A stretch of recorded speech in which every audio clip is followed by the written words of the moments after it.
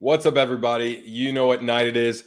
Thursday night off-centered with my co-host Dustin, the personal finance dad, the personal grazing cow, the persona fiance dud, whatever you want to call him.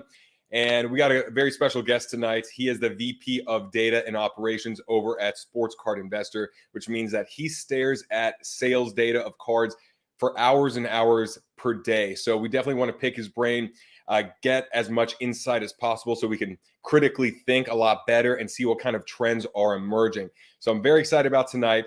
You already know the drill. Welcome back. Now let's get to work. Let's bring on the first guest, the boring one, the one that's so boring that he's sleeping. What's up, Dustin? What's up, man? How's it going? How's your week going? Good, man. Good. I haven't been very active with what's going on in the sports card market just because, as you know, I got my PSA submission back. So I've been listing cards. I've been selling cards, which is good. It's a nice change to actually move some inventory. I did watch your live stream the other night. I did cry a bit when I saw that there was 250 people on the live stream at the same time, which was like higher than we've ever had on my station. So I was crying a bit, but also feeling inspired. Yeah, I actually need to talk to you after this. It won't take long, but just on that note. Yeah, guys, stay tuned for a very emotionally charged post from me coming out where I just bash Dustin.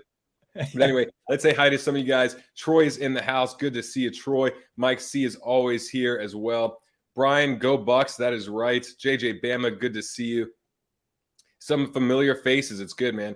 I'm glad. Hopefully they came over from your station. And I got to say this, Neo and Flippin' Steve, when I was watching, I'm like, man, these guys know a ton. And I actually split the room with Flippin' Steve in Chicago. And he knows so much about a lot of different genres of cards that I didn't even know existed. So I got to give Steve a lot of credit there. Yeah, no, absolutely. Steve is he's got a ton of knowledge. One thing that impressed me too is he wasn't into soccer cards and he didn't really follow soccer that much, but he got up to speed on soccer in probably about 60 days, like really deep dived into it, deep dived. But he knows it back to front. He's sharp. No, I like hanging out with Steve, and we go back and forth on different things. Stuff I'd like to do with you, but here's the thing. I stay too niche, man. I stay too niche. And honestly, creating content is so time consuming. I barely have time. I don't have time to absorb your content, let alone Andy, who's my best friend. So I try and just absorb what I can, but it is very time consuming. Jordan, congratulations last night. I forgot what card you won from the pack that was ripped at the Sports Card Investors giveaway last night, the members only stream, but it was some amazing card. So please put in the comment section what you won, which is really cool. Prodigy, card collector, good to see you in here. Highlanders, not sure what that reference is, but good to see you as well. Global Sports Card Investor, good day to you, sir.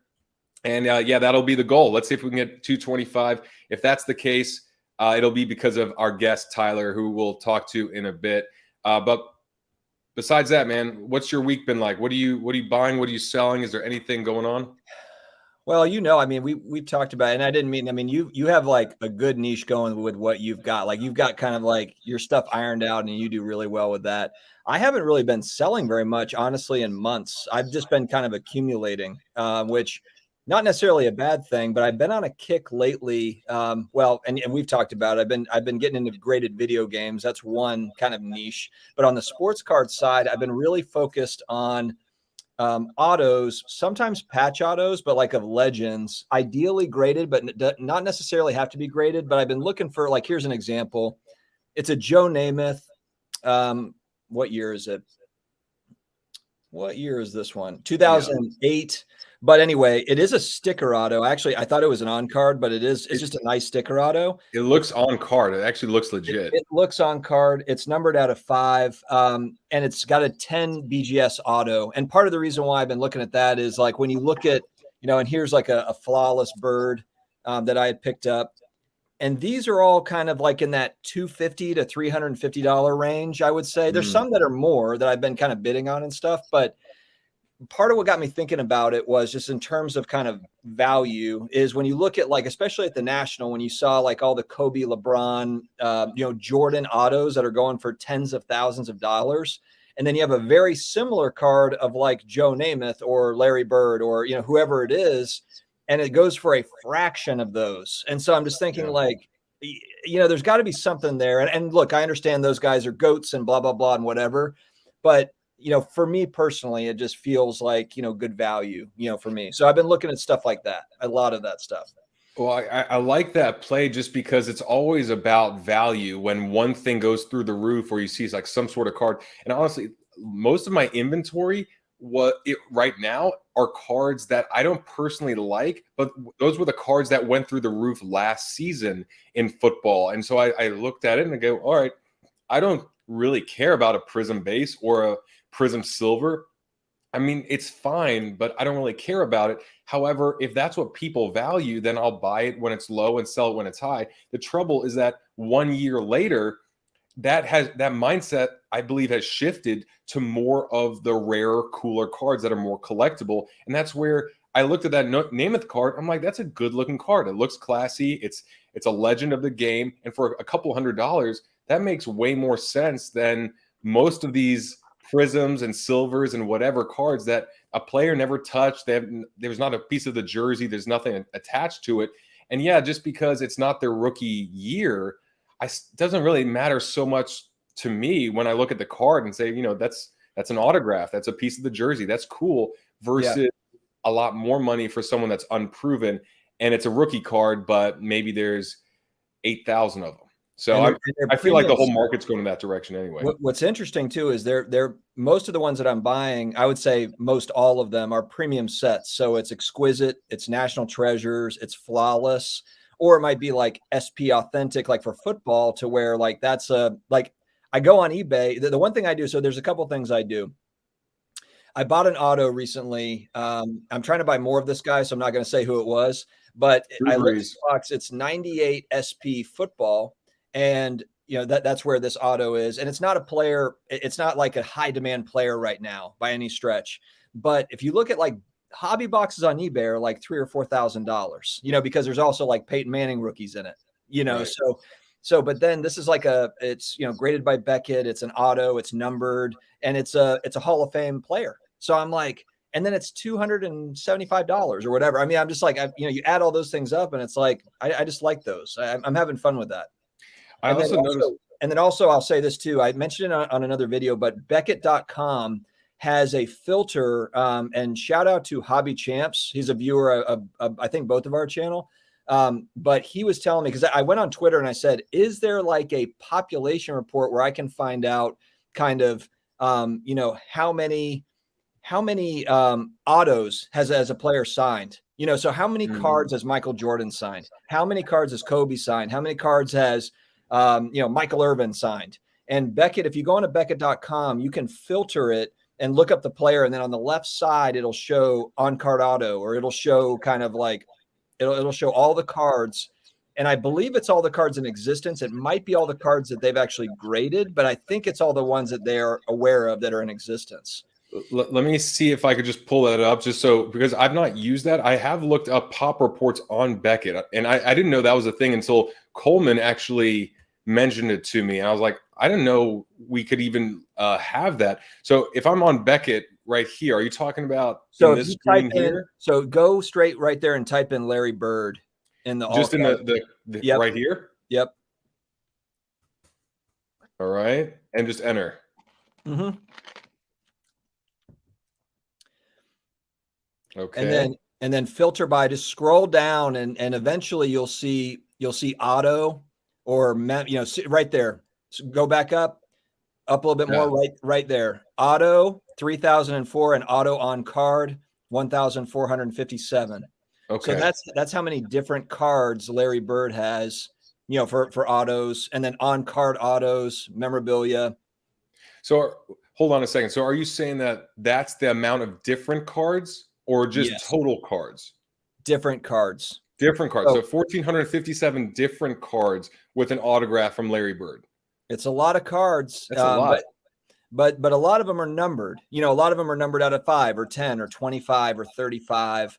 But if you look up Kobe Bryant, it's like 1,500 cards, or Michael Jordan's like 1,500 to 1,700 cards. It's still a lot for those guys. So it's not as if like if you look at Michael Jordan, it's like 200 cards, you know, like it's a lot still. Yeah, I mean that's a good hint that you found. So who told you about that? Hobby Champ or Hobby Champs. I can't remember if it's plural. I think it's Hobby Champ singular. Let me look it up just so I can give a proper shout out. Okay, cool. So you've been buying more of these, I guess, more special cards. I was going to ask, do the grades matter? Are you looking at the grades for these cards? Because at the same time, like, who cares if it's a BGS 8 if it's a pretty cool card? I don't think it'll matter as much because it's still a rare card and it's still collectible. And even though you'd like to get a 9.5 or a 10, obviously, it's still a great card. Yeah, I'm looking for I want a 10 auto grade. That's what I'm going for. So even if it's like a BGS 8.5, but it's got a 10 auto, then I like that. Depending on the price, player, set, all the rest of it. I mean, the thing is, like, for me, cards like that, I just don't even care about a high grade because it would be through the roof. But I bet there wouldn't be much value involved. You know what I mean? Like, if it's a 10, just like anything else, if it's a 10 or a BGS 9.5, but especially a PSA 10 or a BGS 10, it's just going to be through the roof. And I'm like, if it's going to be for myself, I don't like with my PSA submission, I'm looking at keeping the lower grades for myself because it's just the PSA 10s are just demanding so much more that I don't really care. Is that like a weird thing? No, I don't think it's weird. I don't think it's weird at all. No, I mean, I think that makes sense. Okay. Well, anyway, I want to bring Tyler on in a second. Anything else you want to talk about before we bring Tyler on and he saves us? I think that you desperately need to bring on our guest there. What's up, Tyler? You were hoping to catch me like, hanging out. I tried, man. I tried. Dude, look at that setup. Look at how professional that looks. Oh, wait. No, I can do something similar. Yeah, you look like a creepy Teapot, alien, right? man. I'm like, I've got the production value. Dude, oh, man. Teapot, all right, so for one, Teapot, if you're not familiar with who Tyler Nethercott is, just introduce yourself real quick. Yeah, absolutely. My name's Tyler Nethercott. They call me Teapot. That's a nickname when I told a coworker once upon a time to call me Teacott, like my last name, and he said Teapot, and literally an entire building of 1,500 people started calling me Teapot. So it has stuck. And I oversee our development of the Market Movers tool with Sports Card Investor. I'm in the trenches every day with our devs, working on new features, fixing little bugs and trying to get as many cards as we can added into the database. I live in Michigan. Majority of our team lives in Atlanta, but I am in Grand Rapids, Michigan. And I did not set this up. This is the mind and brilliance of our videographer, Charles. So he flew up here last year and set up everything, kind of took over my office, and there's lights and stuff everywhere. So pretty crazy. That's legit, man. Did you have the neon sign made, or how do you?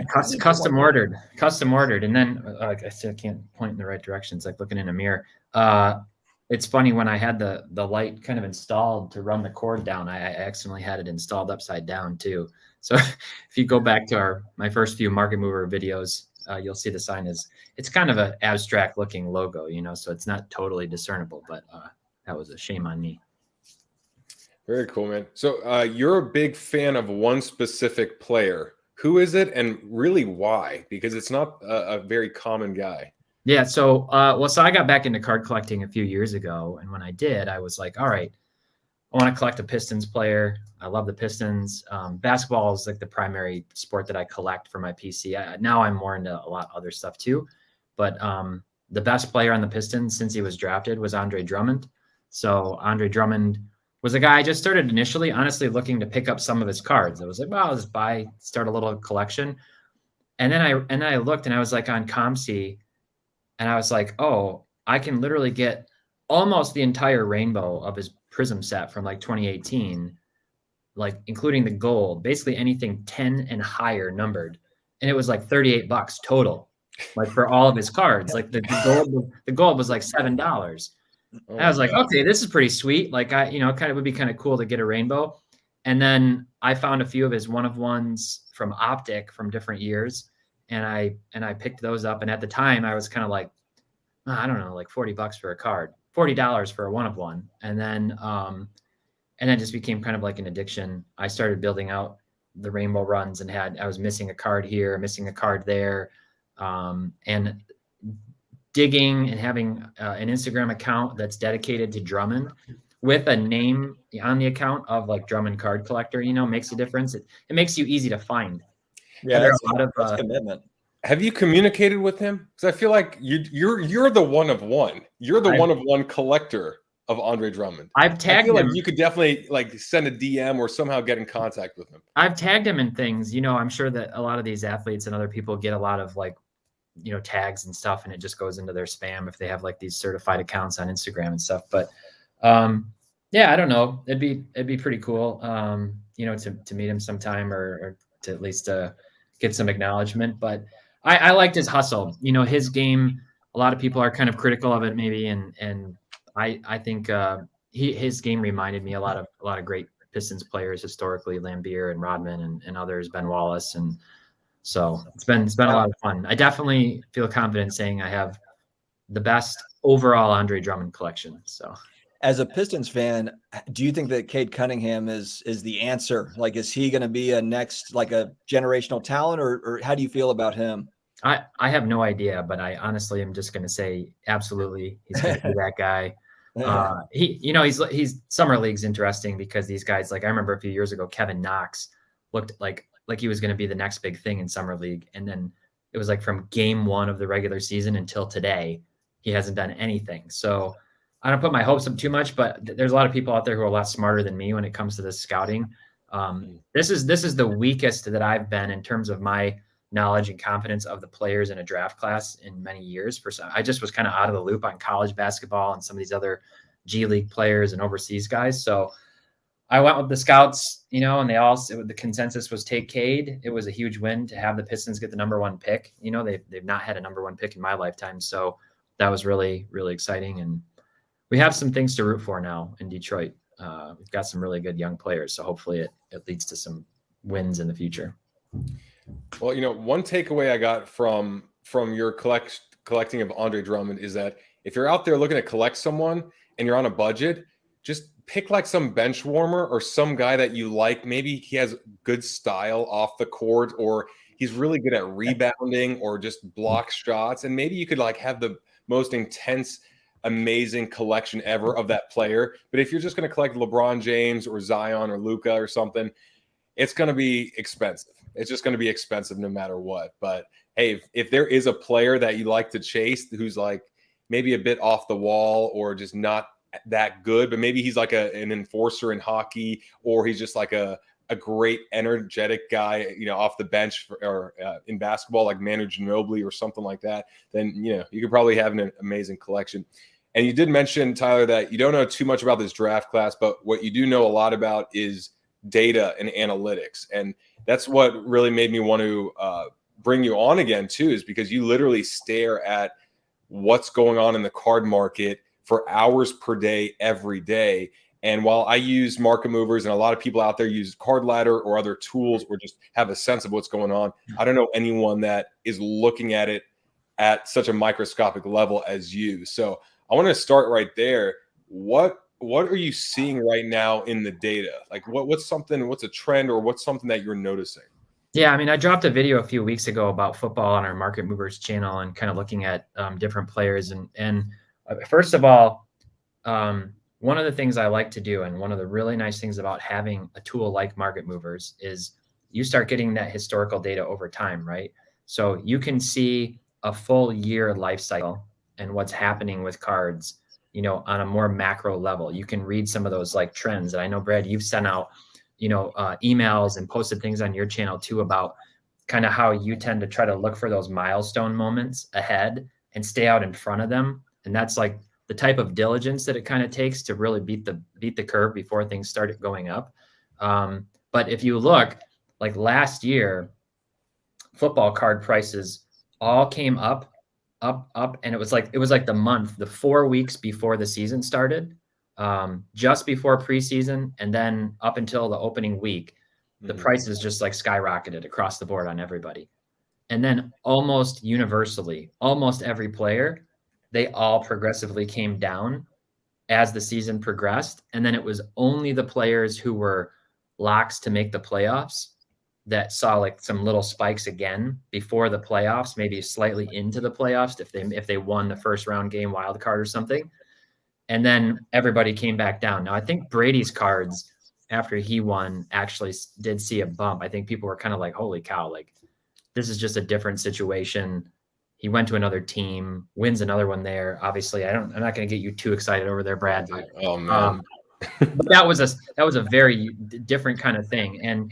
And so, but that's kind of what I've been looking at with football. Like right now is, okay, prices are starting to go up. If it's me, I'm looking to sell in the next few weeks because there's a good chance that a lot of players go down. And football in and of itself it's pretty inherently risky, like just the boom or bust potential. I don't know if either of you guys play fantasy football, but I do. And fantasy football, I've gotten more away from the season long fantasy football and more into the week to week FanDuel type stuff, because I can't stand how you can spend a first round draft pick on somebody and then have them get injured in the first or second week and your whole season is toast. So that's the big risk with card investing too, especially on positional players, running backs, receivers. You can run a lot of injury risk. What I'm seeing right now in terms of players that I would actually think about maybe buying are the veteran players. You mentioned Joe Namath. There's a lot of those retired all-time greats are down 40, 50, 60% over the last 180 days. And those are the guys that I would be especially kind of looking at right now to pick up while all the bright lights are on the upcoming season and the current players. Yeah, one thing for modern football, for the guys that are playing now, what's bound to happen is you've got a lot of QB talent in the league right now, in my opinion. And we all know that 4 weeks into the season, 6 weeks into the season, there's going to be a few teams where they're just having a horrible year, but they still have a great quarterback. It's just for whatever reason, they're losing close games, coaching is bad or whatever it is, injuries. And I feel like those are opportunities. You already have the opportunities for like in season, as you mentioned, but especially teams that are just not playing well, but they've got good players. They have, like, if the Bucs start off 1-5, they still have Tom Brady as their QB. So if that affects his card prices, it could be an opportunity. And that's just one example. I mean, it could be anybody. I mean, and look, the thing with football, I love football. I love it so much more than other sports. Hockey comes second, but one player, Joe Burrow, great young quarterback. It just doesn't matter if he doesn't have someone blocking his blind side. It doesn't matter. He could have the best receivers, but if he's getting pressured before he throws the ball, then it won't matter. It's such like a machine. It's kind of like a running car. It doesn't matter if you have the best transmission and the best braking system and all this. If the ignition doesn't work or if there's one belt missing, it's not like basketball where it's like, look, give LeBron the ball, he'll drive to the hoop, and then he'll score 35 points a game, and he could be on Cleveland like he was years ago and still manage to get deep in the playoffs in spite of having no real help.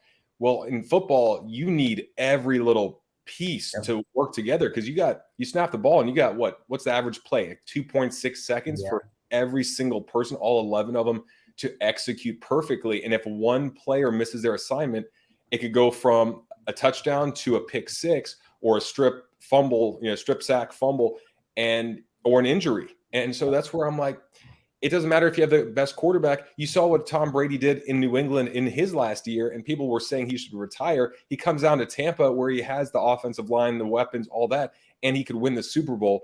So because of the injuries and all that, I would much rather sell when the prices are good before the season, even if the profit isn't as high, just because most players are entering the year with a lot of optimism and with perfect health, the vast majority.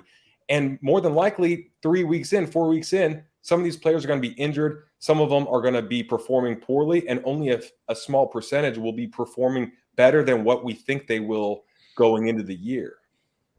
Yeah, every single sport, when you look at it in terms of sports card investing, has incredible nuance. I mean, you have different manufacturers and different products, but the sport itself just brings so much complexity. A lot of people, when they're asking, like, how should I get started? Like, one of the biggest things I tell them is pick the sport you know or love the most and stick to that initially. And then dig in, follow scouting reports, stay on top of what's actually happening, but do your research first. And something like football, you brought up the left tackle, like the quarterback.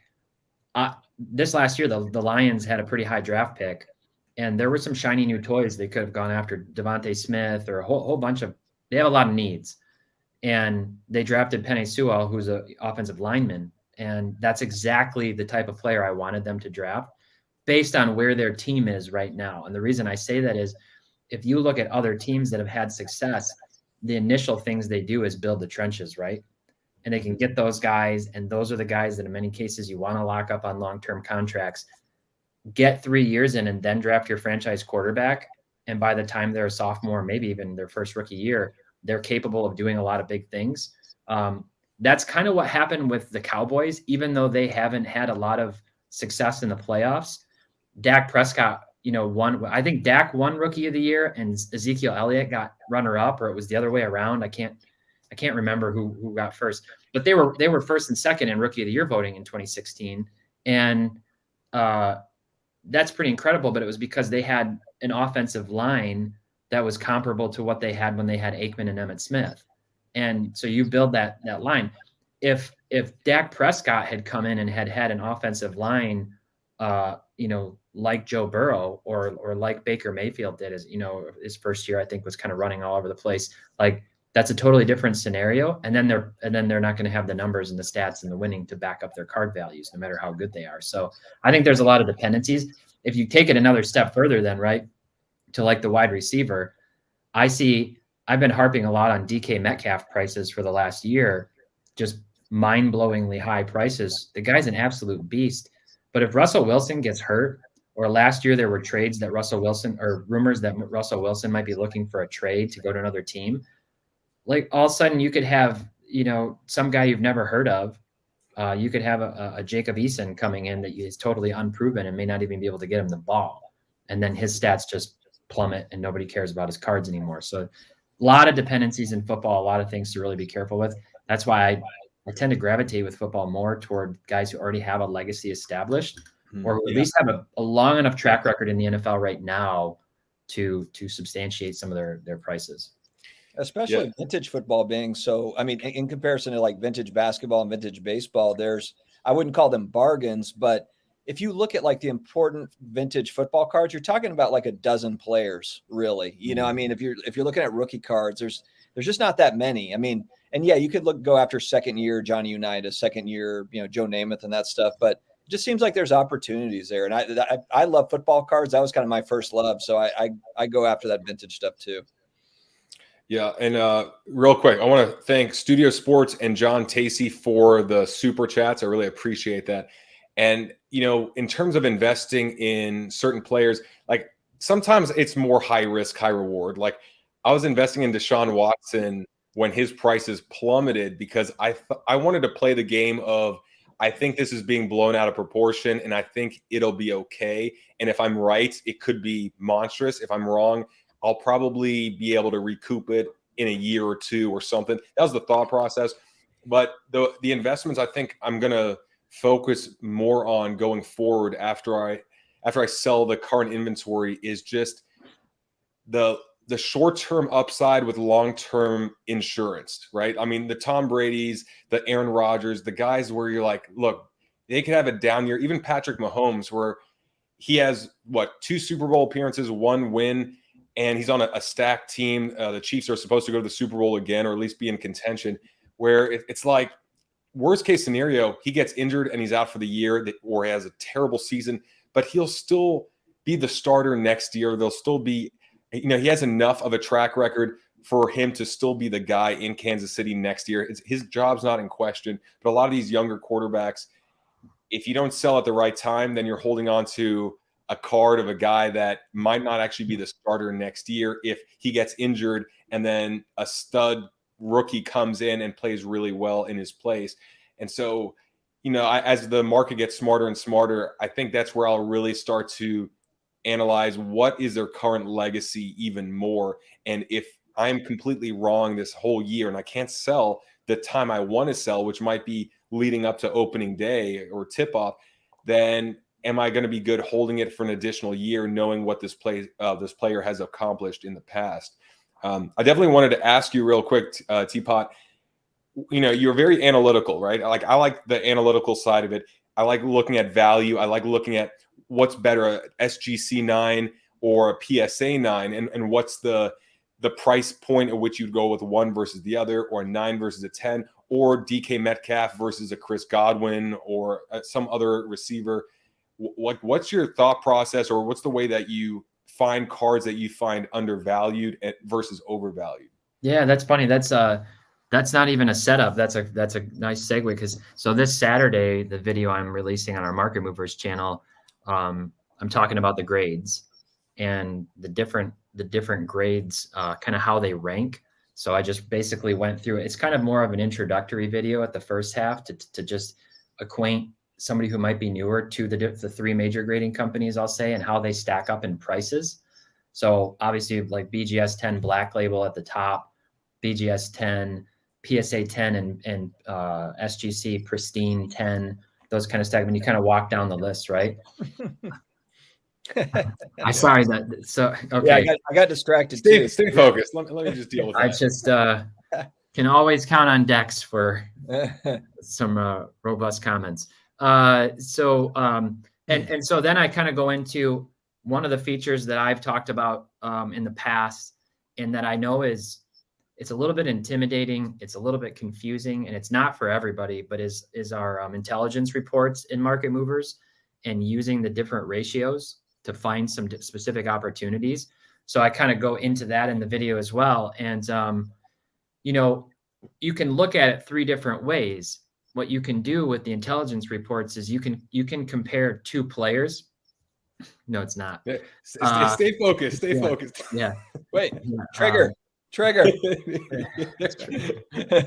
And the viewership just plummeted. Yeah. Why'd everybody leave? All right, sorry. Go ahead. So I you can compare like two different players. So I can put together, for example, I can put together Herbert and Joe Burrow, right? And select those two players, and then run the intelligence report. And what it's going to do is it's going to look at all of the cards from 2020 for those two players. So you want to pick two players from the same rookie class, so they have the same kind of stats. And then it's going to look at like Joe Burrow's Prism PSA 10 base and Justin Herbert's Prism PSA 10 base. And it's going to give you the ratio of the two players. So in other words, I would have Herbert on the top and Burrow on the bottom, and run that. And it's funny because I was literally looking at that earlier. And when I ran that report, what I saw is that on a last 7-day kind of rolling average for their cards, Herbert is selling for 1.41 times what Burrow is on average. So I can see that across all the cards that we have in Market Movers to get an average. And further from there, I can filter by like specific grades too. So I'm really comparing apples to apples.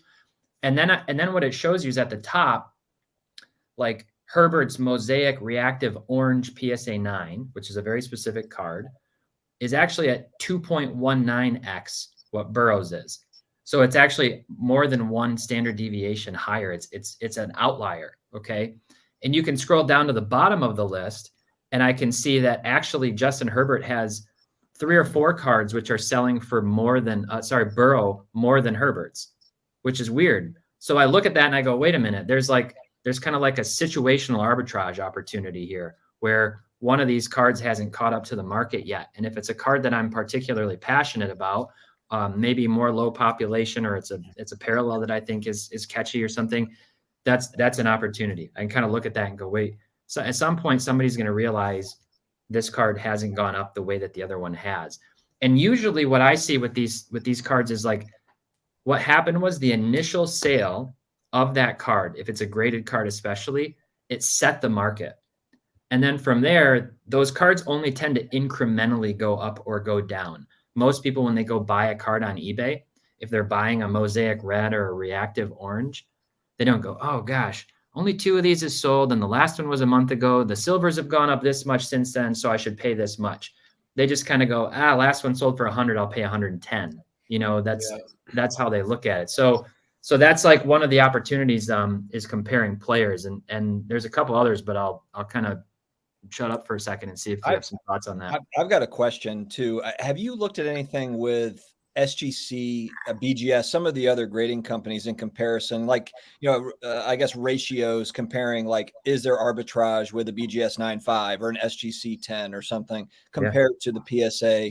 Have you done a lot with that, or just any general thoughts? Yes, that's another screen I pulled up before this chat. So the next kind of report you can run is the grade ratios, and you choose 2 grades, right? So you can pick PSA 10, and then you can pick BGS 9.5 or SGC 10 or something else, PSA 9, whatever you want to do. You pick a year and a couple of sets and then run the same report. So I ran one here that was, for example, it's PSA 10 to PSA 9. And I ran it for 2018 Prism football and select football. And what I can see is that on average, and this is, I mentioned this in my video too, the average multiplier of a 10 to 9 for those sets is 3.15. So we know usually a 10 is selling for 3 to 4x what a 9 is on most ultra modern stuff, right? Has that gone up to you? Actually, it's come down a little bit. Was it? Okay. It's come down a little bit. This time last year, it was pushing 4. It was closer to 4. I've seen it much closer to 3.2, 3.5 now on most sets, ultra modern stuff. So which I think is more reasonable.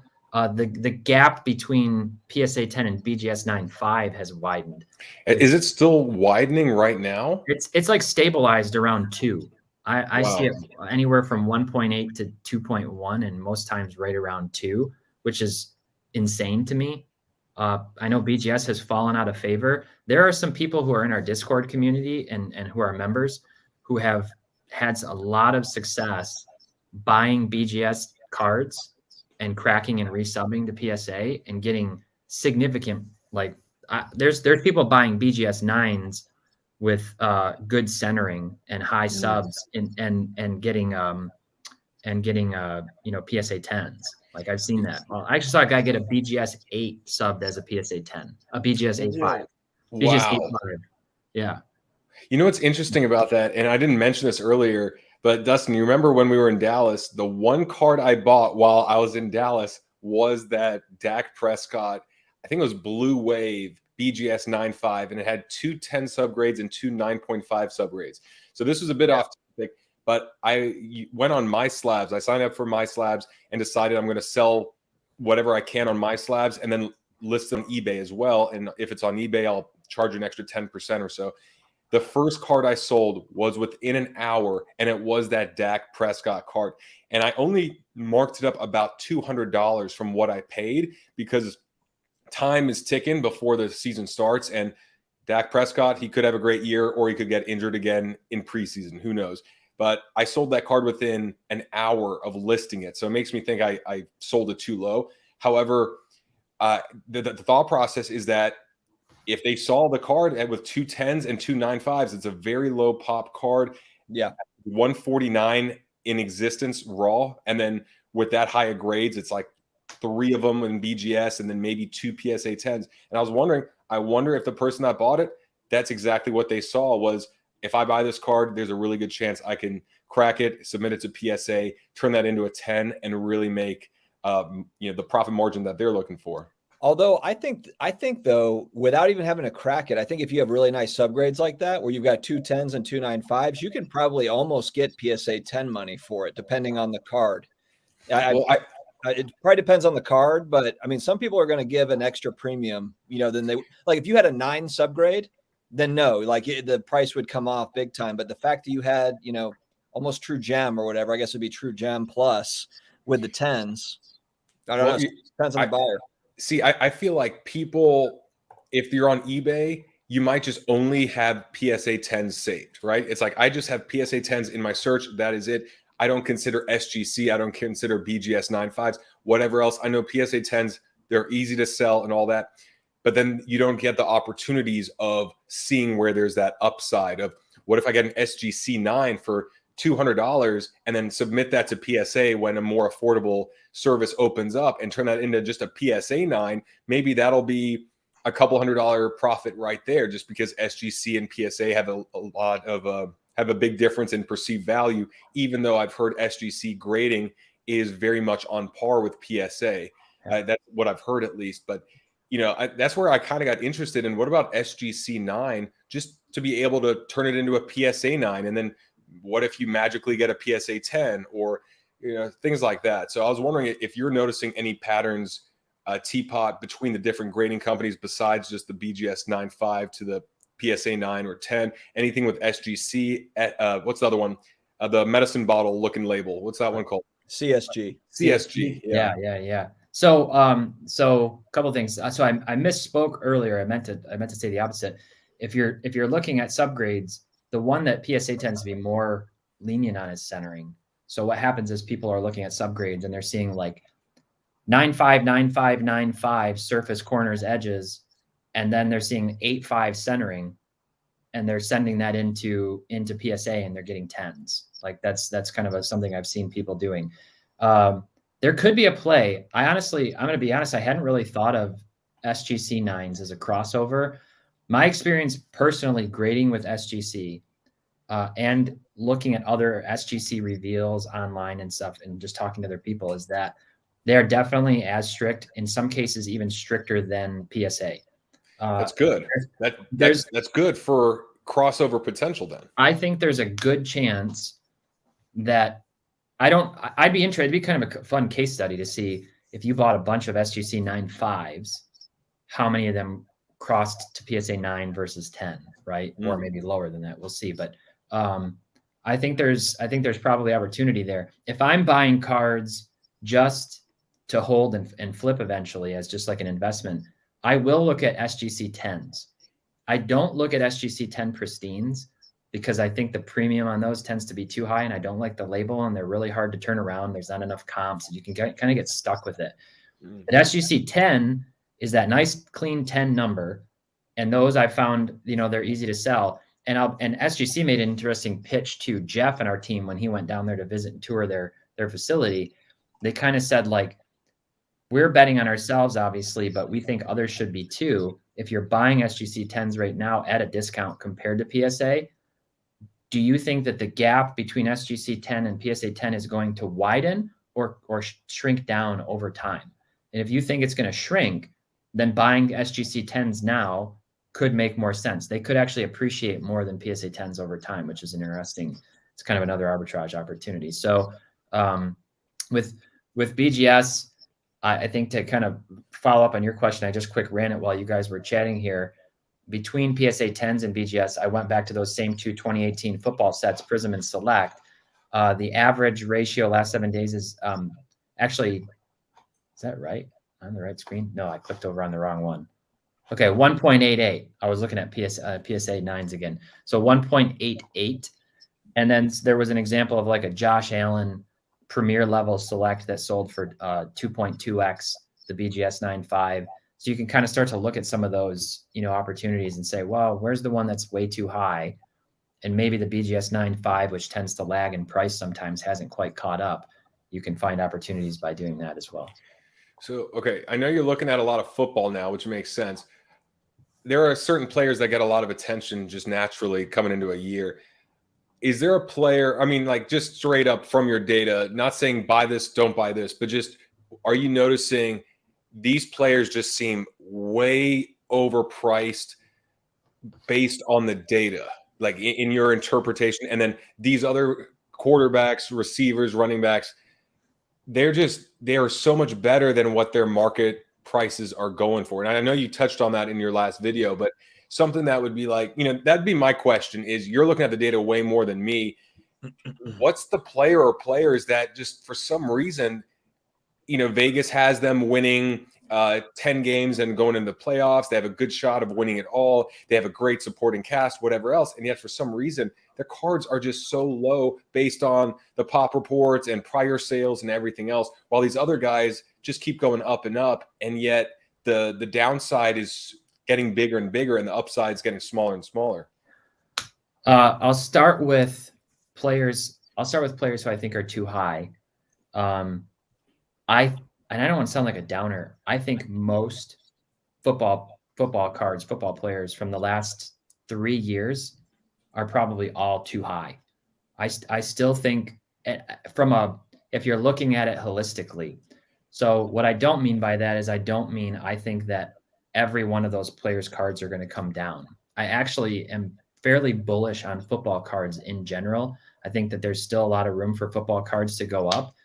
But when I look at, like I said earlier, vintage and 90s stuff to current, if you go back to that football card video that I did a few weeks ago, then what you'll see is that I compared floor versus ceiling. And one of the viewers commented that earlier, floor versus ceiling. And that's exactly what I talk about a lot. It's like, where can this card go from here in the short term, the next 3 to 6 months, and long term, if I end up in a situation like you said, Brad, where the guy gets hurt this year and now I'm forced to make a decision, right? Do I just punt and take the loss, or do I have some room to hold it? These guys' prices are new. I think the problem is basketball market took off, basketball card wax prices took off, and that puts a lot of upward pressure on football wax. Now, if you're going to pay $1,100 to open a box of 2020 Select football, there's an expected dividend, expected return out of that on average. And all of a sudden, people are buying the singles at elevated prices, and they're not paying attention to what else is available on the broader market. They're not looking at it and going, wait a minute, why the heck am I paying so much money for Joe Burrow, who had a nasty injury last year and has no offensive line and no weapons?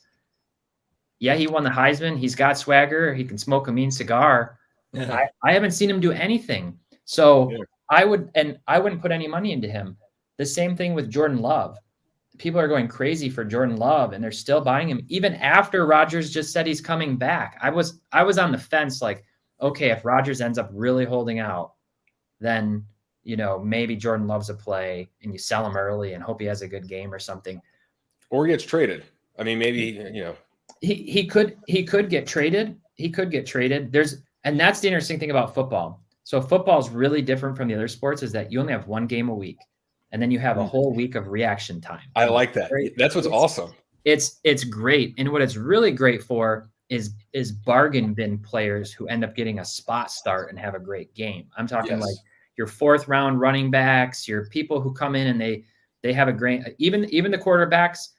I think the problem is, like a few years ago, you could play that, and Jeff did a few videos on how you could buy the backup quarterbacks to like more injury prone starting guys and had that to play. Now people are already overpaying, and the risk versus return really isn't there on a lot of those cards. So on newer guys, I'm not high on a ton of players. I was trying to look up, honestly, to buy like some J.K. Dobbins cards, because I really think he might be in line for a pretty decent year this year with the Ravens, and he came on strong last year. But he doesn't have a lot of stuff graded. A lot of the raw cards from last year have terrible centering issues. And so I was just like, I don't know. I don't want to deal with this. I don't want to buy J.K. Dobbins cards and get them and then find out they're not in good condition. And I don't want to buy J.K. Dobbins cards and then ship them and have somebody else go, this wasn't the condition I expected. So if you're doing star stock or something like that, there's opportunities, I think, with football, especially to play that week to week fantasy card investing almost. But in general, the newer players, I'm not as high on. I think Mahomes stuff is still undervalued. I think he's proven enough to me that he's putting up numbers, all-time great numbers in his first few seasons in the league. And I just see him as cerebral, an incredible arm. He's mobile. He's got weapons. I think he's going to have an incredible career. There's not a lot of other young players like him that I'd say that about. My biggest loss year to date, I know who it is, is Lamar Jackson. Yeah, Lamar Jackson, and he won an MVP. He had an insane season. I mean, like a really, really great season, and the kind of season that any football fan has been wanting to see from a quarterback their whole lives. Like, we saw Randall Cunningham, we saw Michael Vick, we saw these guys who could just do Madden moves all over the field in real life and then throw for yards too. And that's what we all it's like really exciting to watch. He had a really good, like, top 10 quarterback year last year, and his cards dropped by 65%. Like, that's why I went in. That's why I went in on Lamar. And now's the time to go in, I think. Well, I mean, I went in months ago on the Optic Hollows. I think I was buying the Optic Hollow PSA 10 is what you had paid $2,000 for, correct? It was like $2,000. Yeah. I got 5 or 6 of those for around 700, maybe 750. And I was just looking at the chart and I'm like, this is a cliff, and it just went over the cliff. And then I went, all right, well, what are the odds that Lamar has hype as I thought they were going to get another receiver or another weapon, because it looked like they desperately needed a weapon in free agency. And that was a whiff right there. Yeah. But they're low population. The Ravens are like top 5, top 7 Vegas odds for the Super Bowl. Well, I mean, that's the other thing too, is like when you let's say basketball, for example, because I want to see what you think in terms of buying right now for NBA season. Because from a very macro human behavior standpoint, I'm thinking, all right, football season, everyone's getting excited about it. I'm getting excited about it. That means I want to sell. I want to think about basketball season, where most people would say, oh, I got plenty of time to buy Luka and Trey and all the others. And I want to make sure that I'm a couple months ahead just to be safe. And I want to see, like, what are you seeing in the other sports now that football season is really vamping up, and school just started, or it's about to start for a lot of people, where to me that just means travel will slow down and simmer down, and people will be more focused on work and just grinding it out for the rest of the year. So anything you're seeing in the other sports worth mentioning? Yeah, I'll just say one more. I think Mike Evans is an interesting play. Not to get too excited about the Bucs, because I'm a Chiefs fan in addition to a Lions fan, so I was not happy last year. But Mike Evans is 7th all time in receiving yards per game. He has I can't remember, 68 receiving touchdowns. He's been in the league seven years now. And he's got Brady throwing him the ball. There are a lot of weapons in Tampa, and Godwin's kind of maybe taking that number 1 role. They've got Antonio Brown. They've got, other pieces, but he's projected, I think, top 10 fantasy stats, 1,200 yards, 10 touchdowns is what he's projected for. If Mike Evans does that again, he has a chance to go over 10,000 yards receiving this year, which would put him like top 50 or all time, top 40. I mean, he's still got a lot of career ahead of him, and his cards have come down. They're down more than half of what they were at highs last year. So I have no idea how he gets overlooked the way he does, because I remember last season, I think he broke Randy Moss's record, or tied Randy Moss with first player since Randy Moss to have 1,000 yards receiving in each of his first 8 seasons. It was him and Randy Moss, period. Yeah. And I'm like, how in the world does a receiver that established, now with a Super Bowl ring, not get it? And so, I mean, I'm not investing in Mike Evans just because I've already bought my football, but I'm always wondering, who is the Mike Evans of other sports or of other teams, where it doesn't really make sense when someone has the stats, now has the Super Bowl or NBA championship or whatever else, and yet they're not getting the attention that even someone like Chris Godwin, who might be younger and more flashy, is getting, but doesn't have nearly the stats. I don't know if it's smaller market team, but Mike Evans, like, nobody knows him off the field. Like, who is he? Like, he's got no image, and maybe it's just small market Tampa Bay or something. And now Tom Brady's there and he gets a little bit more love on that front. But yeah, a lot of the guys are like that. I feel like a lot of receivers. But yeah, also I was thinking too, like, and I know I already talked about kind of my plays of kind of the old timers, the autos and the patch stuff, the flawless national treasures. But part of that was going to the national too, and just seeing all the unique cards at the trade nights, not even just at the dealer tables, but when you go to trade night, I can't remember which podcast I was watching, but it was basically like, you think you have good stuff until you go to the national with your stuff and you pull it out, and then like a 12-year-old kid has like way better stuff than you. And then you're like, okay, I need to actually bring some heat next time I come to trade night. So that's like part of my thinking too, with like, numbered autos, patches, where can I find value there? Because those are kind of unique things that if I show up at a trade night, someone might be like, oh, cool. Like, that's something different. You don't see that every day. Yeah. There were, I've never seen so many kids like who don't even have their driver's license carrying around 6 figures worth of cards. Yeah. That was crazy, but it's inspiring and depressing at the same time. Yeah.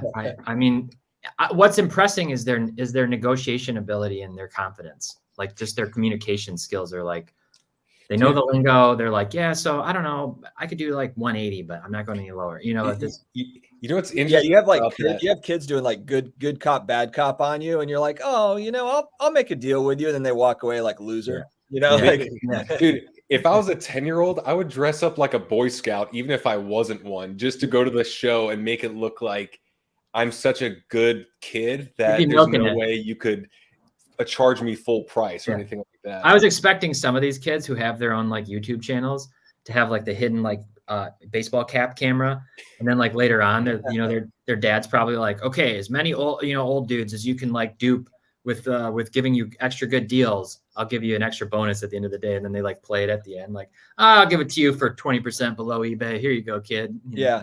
We got to look out for the youth in the hobby, though. We got to make sure the youth is. It's like, no, man, go to the National and you'll see where the youth is at. They're hustlers, man. Yeah. And it's funny because I'm actually working on a video about negotiation, and it's not because I'm good at it. It's because I've always been a bit fearful with negotiation because I'm a very matter-of-fact person. I don't really play the game, and I don't really go through all that stuff. And so I read the book Never Split the Difference by Chris Voss, who was the top FBI hostage negotiator for several years. And he talks about how to do it. I'm not sure if you've read that, Tyler. I haven't read the book, but I know Chris Voss. I've listened to him a lot. He's got a YouTube channel too. Yeah. Black Swan Group is his YouTube. Yeah. So it's fascinating. It's fascinating when you think, I mean, I'll do this video, but it's just one of those things where it's like negotiation it's something you might as well not avoid, and you might as well just go all in at and become good at, because whether it's just saving 10% on a card by negotiating down a bit better or selling for 10% more, that's fine. But I'm thinking of it like, how do you get your boss to give you a higher raise or to save $40,000 on the next house you buy, for the rest of your life, because you're getting really good at it. And when I see some of these kids at the shows or on YouTube, and I'm like, man, they got way more confidence talking to strangers and just being very, very strict, but also very friendly in their approach. I'm like, man, I'm usually just avoiding it altogether. You tell me the price, and I'm like, nah, I don't even want to start the negotiation. I'll just go to the next table. But kudos to the kids out there.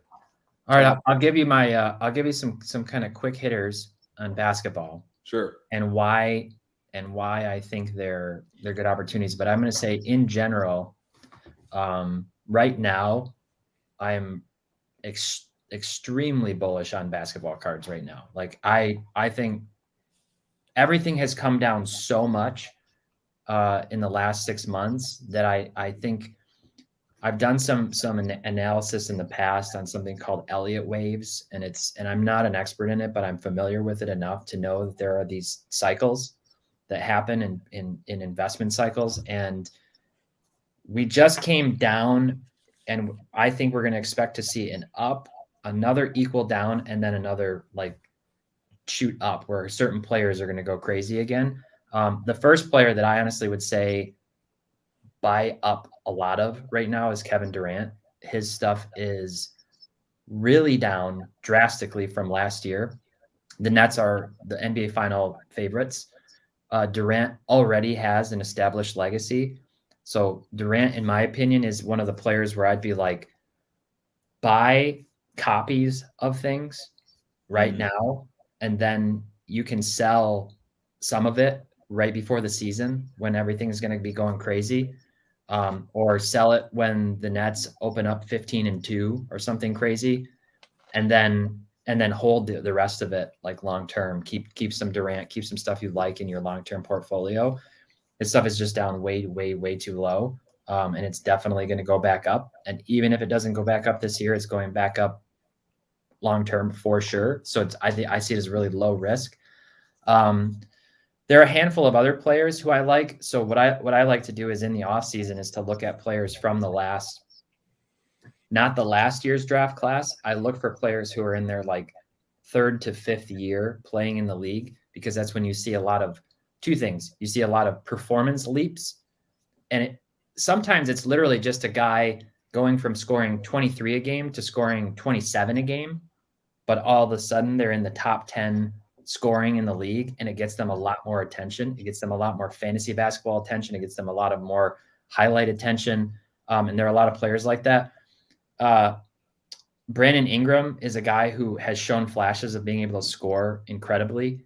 He's still down in New Orleans. He's playing with Zion. He had a little bit of a down year last year. Like he didn't take off like he did the year before that can't remember if he won most improved, but he was in the conversation. Pascal Siakam is almost certainly going to get traded. And if he gets traded to Golden State or to the Clippers, which are some of the rumors, his cards are 100% going to go up right away when he gets traded. So that's a guy that I'm looking at. Who else? DeAndre Hunter is a guy who last year started playing extremely well, and he is a 2019 class, so I'm not normally looking at them too much, but he was playing extremely well, and his offensive game was looking really good compared to the previous year. He's a lockdown defender, and then he had injury problems last year, but his prices are down so much it's worth probably taking a flyer on him. Bam Adebayo, his card prices are way down. Every time I see an Instagram poll where they're doing like, who would you rather have, or which players do you like? I see so much attention about Bam Adebayo. He's kind of a more defensive mind. He's like a cross between Draymond Green and Nikola Jokic. He can do everything offensively. He's a phenomenal defender.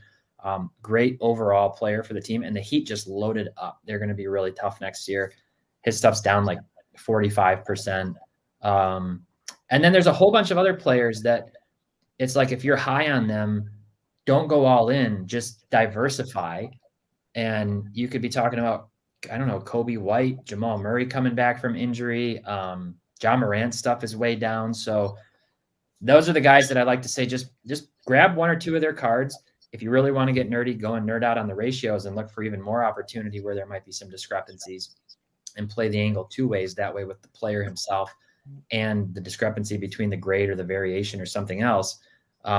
But just build a little bit of a portfolio and then wait for the guy to go off for 40 points during the season and try to sell it. I think there's a ton of opportunity in basketball right now, but yeah. And I mean, I'm looking, to me, it's just like basketball just seems more obvious now that football's starting, but also basketball season's not that far away. And that actually made me nervous, because I was thinking, man, football season's now, baseball playoffs start, it's end of September into October, something like that. Basketball season's right there. I wish it was spaced out more, because I thought there'd be more leeway to buy and sell certain sports versus everything's getting scrunched. I wanted to do a little rapid fire on certain players that I'm just thinking of myself, and just if you like him or you don't. And the first one was Luka, like based on prices, not overall, like, oh, I think he's good, but based on prices, Luka. Yeah. Luka's 100% a buy right now, in my opinion. I just bought Zion. I just bought two. Zion's riskier. I think Zion's a buy. If you look at Zion's efficiency, his player efficiency rating and his scoring efficiency, he's doing things that have never been done in the NBA ever. The only other person in the same category in some years and some stats is Wilt Chamberlain. That's insane. Like, his scoring efficiency is absurd. Dustin, what about you, man? You've been quiet. You've just been chilling. No, and guys, I've been looking at the comments. I wish I could read them all. We have a great guest and there's a lot of information, but I do see your comments. It's just really tough to get them all, to be honest. But Dustin, what do you think? Yeah, I would just say I'm pretty hesitant on anything 2018 and newer. It just depends on the card for me. So, and I think this is probably, we're in agreement on a lot of the stuff, like base stuff, is probably not, but a lot of that base stuff is down a lot. But the PSA backlog, the BGS backlog, and that stuff has me kind of not really big on anything 2018 or newer right now, unless it's scarce, unless we know it's scarce. So if it's parallels of Luka, or if it's something that's down, that's noticeable, then I think that's interesting stuff.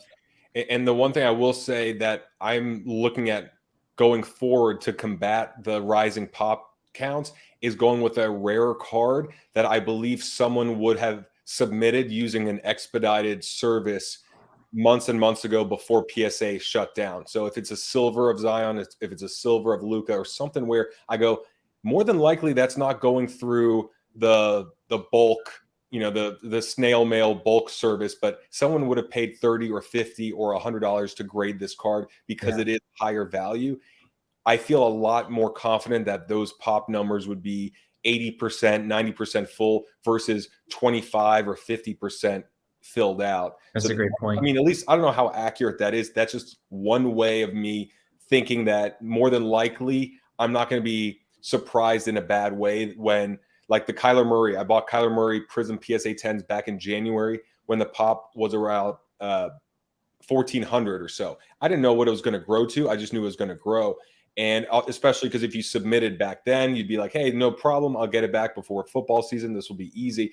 And now I want to say it's like 2,200, 2,400, something like that. Yeah. And it was a good buy back then because I got them at 360 to 390, maybe 400. But with more and more of those cards coming back, PSA 10s, and more money going into those cards and just a bigger supply, I think those prices are still at 400 to 425, 430. When if the supply stayed the same or was very close, that maybe it would be at 600. And 600 was the number that had hit around the draft. And then, of course, after that, pretty much everything tapered down in price. So that's just my own learning lesson is, to combat the unknown, at least let's see if we can go with rarer cards that should have been submitted at a higher grading service. So hopefully it would have been in and out of their system quicker. I think that's a great point. I think that's a really insightful thought, actually. And I also think if the more you talk to other collectors and investors and you hear things from them that don't line up with what the market's doing. And so what I mean by that is, like, there were a few years ago when I was talking to people and everybody was saying, why isn't Select closer to Prism in price? But it wasn't. But when I talked to other people, everybody was wondering, why isn't Select closer to Prism in price? And then all of a sudden, Select goes up. Everybody's like, whoa, look at Select. Which is a different topic because I see people in the comments talking about our video that dropped today where Jeff and I talked about 2020 Select specifically. But if you hear those things and you network and you listen to other content creators, you pick up on themes, and maybe you see stuff getting posted on Instagram too with pictures and things like that. Like, one thing that I don't know why it hasn't really caught on yet is, like, people love cracked ice cards. A lot of people really like the cracked ice cards. People love Topps Chrome and Bowman Chrome Sapphire for baseball, which is basically cracked ice. They're obsessed with it. They're beautiful cards. So when you look at Prism cracked ice cards, you have pink, orange, red ice, green ice, which is actually a little more rare. And then the rest of the stuff is numbered. The non-numbered ice stuff is cheaper than the silvers. And it's significantly lower population count, like significantly lower. So those are ones that I look at too. And I'm like, okay, so far to date, Luka's pink and red ice cards have followed the same trajectory. Like, they follow the same price curve as silver. So low floor in terms of you're just baking on the player index and what happens with the player, right? But potentially higher ceiling if people suddenly go, holy crap, that pink ice Luka looks awesome with his blue Mavs jersey. Like, it's kind of a complementary color match. It looks really awesome. Like Trey's red ice, because it's color match, right? Like, that could really, like, shoot up even more. I just think there's some opportunity in some of those cards too when you look at that. I mean, and there were some really good comments, just questions about UFC and other sports that I want to see if there's just time for you to give a little quick rundown on. But I mean, the only reason base and silver were cards that I was buying wasn't because I liked them. It was just because that's what people seem to care about because they were liquid. I think everyone jumped on the train of like, all right, people buy base, they buy silver. That's what I'm going to buy because I'm going to plan to resell. While everyone was looking at cards they liked more, they'd say, oh, that's a really good looking parallel. I love this. I love Phoenix, like NFL Phoenix. I thought Phoenix is a good looking set. I wouldn't touch it for a card that I wanted to move at a certain date because I wouldn't have faith that it would move when I wanted it to. If I got a Mahomes Phoenix, whatever card, and he has a great season, would that one go up at the same trajectory as the Prisms or the Optics or anything else? Probably not.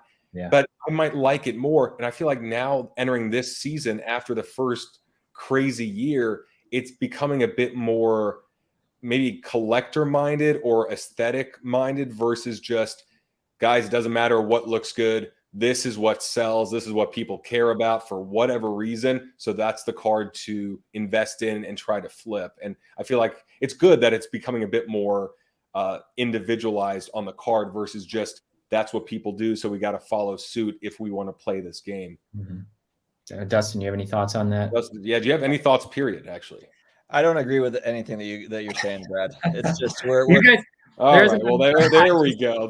That's what happens when Dustin disagrees with me. there hasn't been enough opportunity for the usual smack talk. So you should take me out. And I want to just no. I thought it was good. No, it was good. You were running with it, and I wanted you to. Honestly, I thought it was good. The stuff you were going at, what you're saying. But yeah, no, I think that. Honestly, I just think and I've talked about it too. It's just I'm looking for, I think, just really niche stuff, scarcity, and I've done a lot less prospecting, on like the Kyler Murrays or the, or the basketball prospects. Even though I think there is kind of fun plays there with prospecting, I've just gone more on the vintage side and the kind of the more boring stuff, but. That's just been, where I'm at. Whereas Brad is, buying more of the, the Mike Tyson with doves cards because he thinks that those are pigeons. Dude, they are pigeons, man. They are pigeons. Look it up. Mike Tyson, and I forgot who shared the story, shared it with me months and months ago when I bought the card. He used to race pigeons, not doves. Race pigeons? Yes. Wow. Yeah. pigeon racing. Yeah, that sounds like something people were doing last year during the lockdowns. I saw the marble racing things and stuff on YouTube. Definitely didn't see that. There were questions here. UFC, like these are topics or sports that I don't follow at all. I mean, I might watch a bit on TV. I just don't know the card market. What are you seeing? Let's just say hockey. I saw a comment for hockey, maybe UFC, and if there's another sport like F1, Formula One, we're seeing a lot of movement there. What's your take on just the overall health of those different markets? I don't follow every sport as closely as the bigger ones. We have members of our team who do. At the National, I saw a ton of traction around F1, a ton. I mean, every high-end table that I walked up to, every table that I walked up to, Breakers Row and big dealers, everybody had F1 cards and they were trading. I saw like Mahomes on the table for Lewis Hamilton, right? I don't know F1. I know Lewis Hamilton's a big deal. I know Max Verstappen is a big deal. And I know there's other guys who are expected to potentially sign on in big contracts with big racing companies and stuff. I just saw a lot of traction around it. If you know it, maybe go after it. Or if you have a trusted friend, an advisor, and you've got some money that you want to sling into it, then go for it. Parker on our team knows more about F1, even though I think he was a little bit kind of concerned at the price point that it launched out at this year with the Topps Chrome stuff. UFC, again, that's like Parker's wheelhouse big time. He had some comments last night on the stream we did with the members only about UFC. His take is he's still really only buying and investing in the first few years of the Topps Chrome UFC stuff. Now Panini has a contract to do things. So he's looking toward the older fighters and the more established ones with a legacy. There's a play in there with younger guys if you're high on them, just like anybody that, but I think what happens is like eventually these products came out and then so many of these rookies, the speculation entry point is too high. And so it's like the risk versus reward isn't necessarily there. So that's UFC. Hockey, I have not dug much into hockey in the last few months, and I don't keep up on it as closely as other things. But I know that some stuff has come down. I know that Conor McDavid stuff has come down, and there's an opportunity probably there. So I haven't paid as much attention to hockey. Baseball, I will say, obviously, baseball is one of the bigger ones. Right now, I think is a good time for baseball to buy into players that you think are going to make the playoffs. So similar to the dynamic I talked about earlier with football, where it goes up before the season and then it comes out. It's like this with all the sports, actually.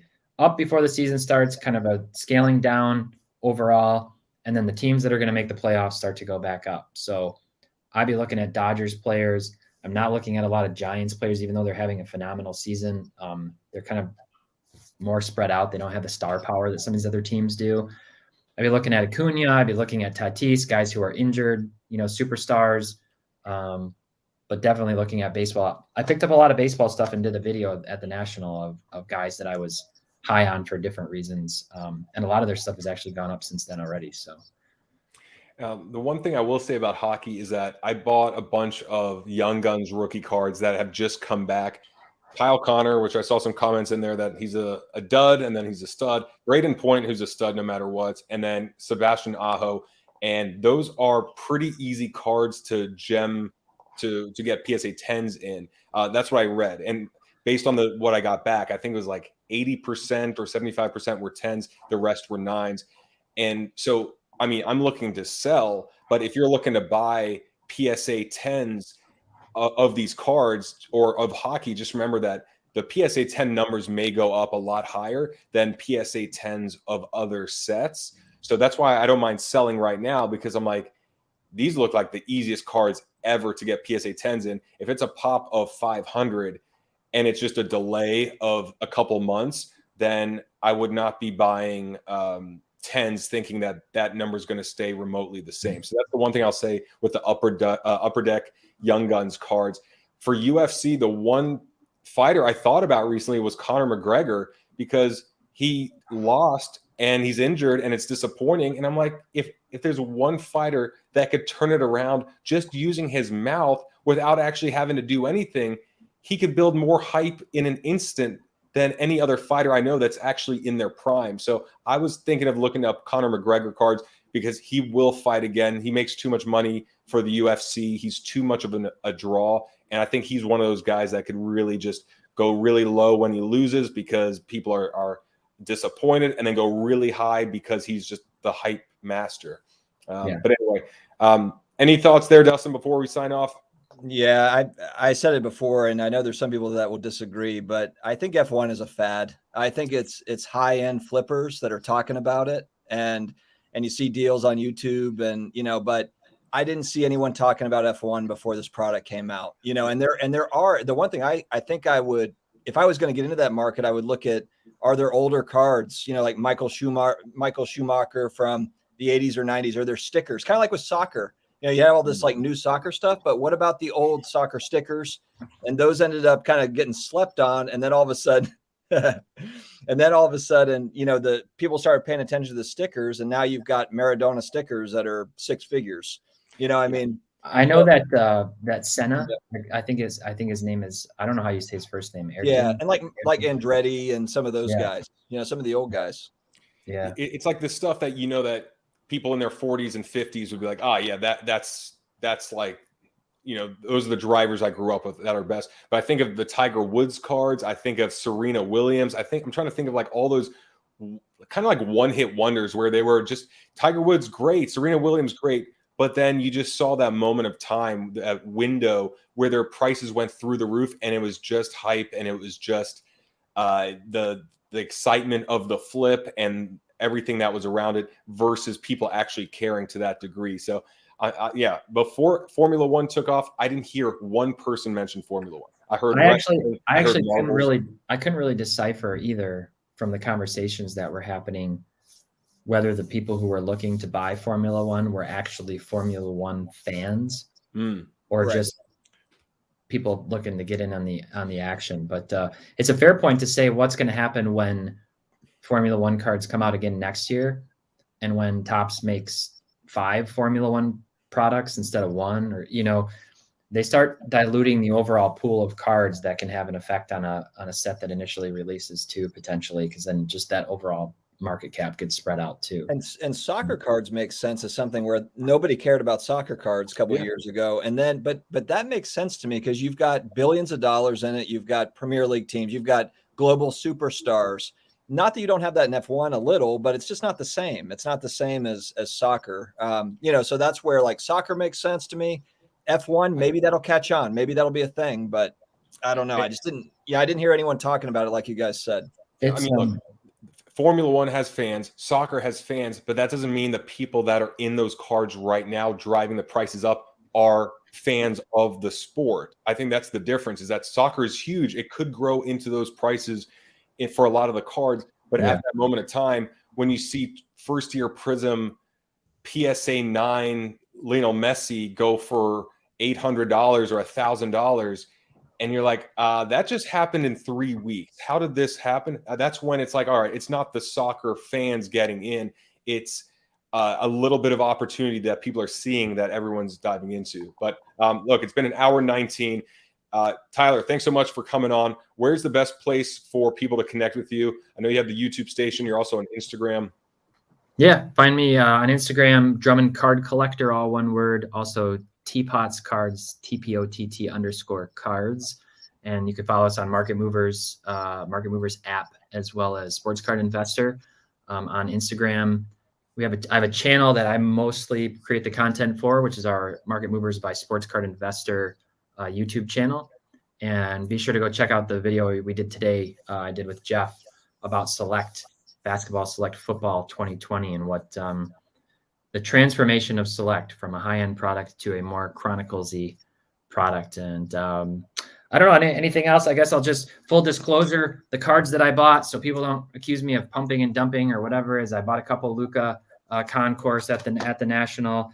I bought a couple of Durant cards because I said I was buying those.